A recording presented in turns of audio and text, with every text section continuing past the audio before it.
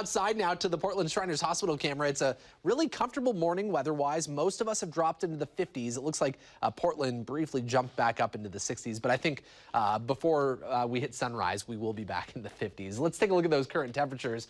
Generally, the region is in the 40s and 50s. We're at 45 at Tillamook, 47 in Baker City.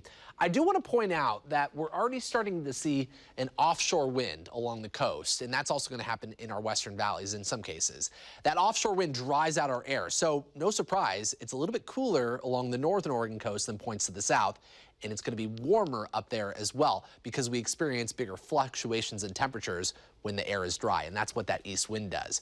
So up to the north, temperatures are going to rise into the mid to upper 70s, but areas to the south are going to be a bit cloudier along the coast, and we won't have as much of that east wind, so temperatures will only top out in the 60s.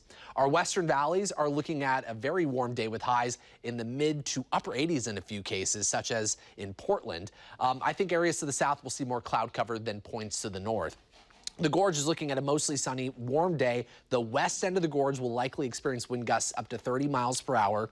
We're already seeing wind gusts in excess of 40 miles per hour on some of those exposed mountain slopes up around Mount Hood. So expect a breezy day in the mountains, highs in the 60s and 70s in central and eastern Oregon. It'll turn out to be a sunnier day to the north than to the south. And we'll have a few showers and isolated thunderstorms around central Oregon. Highs will end up in the 60s and 70s. So it's going to be a very warm day today. Yesterday we hit 86 at PDX. I think that offshore wind brings us to 87 today. Then we'll be in the low 80s tomorrow. Can't rule out an isolated shower during the afternoon and evening. And then we really cool off Thursday and Friday. Highs will dip into the low 70s before we warm things back up. High pressure builds in Saturday, Sunday. By Sunday afternoon, highs return to the mid 80s. Tony?